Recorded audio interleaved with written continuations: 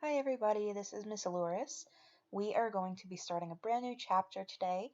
It's chapter 10, Cell Growth and Cell Division. And this is where meiosis and mitosis comes into play. I don't know if you're familiar with those terms, but you will be by the end of this chapter.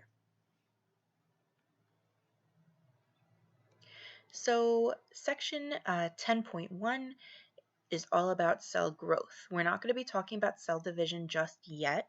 We're just going to be talking about how the cells grow. So there are some limits to cell growth, so they don't over-replicate or get too large. So the first limit to cell growth is called DNA overload. So basically, the larger a cell becomes, the more demands the cell places on its DNA, to the point where the DNA cannot function anymore. So in order to avoid DNA overload, the cell is limited to its growth. So it'll only grow so much and then it will stop growing. The other limit to cell growth is exchanging materials.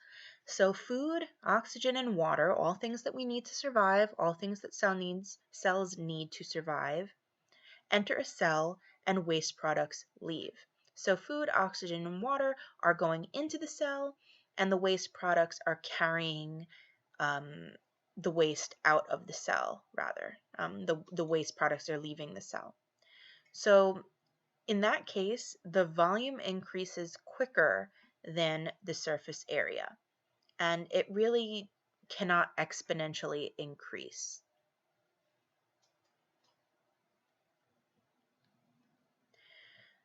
So cell division, just very generally, as a cell grows too large, it splits into two smaller cells. So when it gets to the point where it can't really grow anymore, it kind of divides into two separate new cells.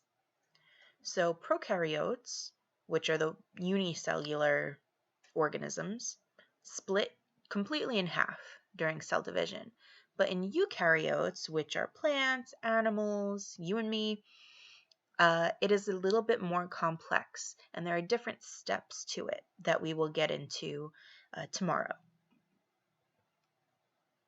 So here you see prokaryote cellular cell division. It basically splits in half. There aren't really any organelles in there to deal with. There's no nucleus or anything. It's just pretty much the DNA or the genetic material all bundled up in there, and it basically just splits in half. And here you could see there are some pictures of it. And that's it. Very, very simple general stuff. I am going to be posting the biology textbook reading for you guys.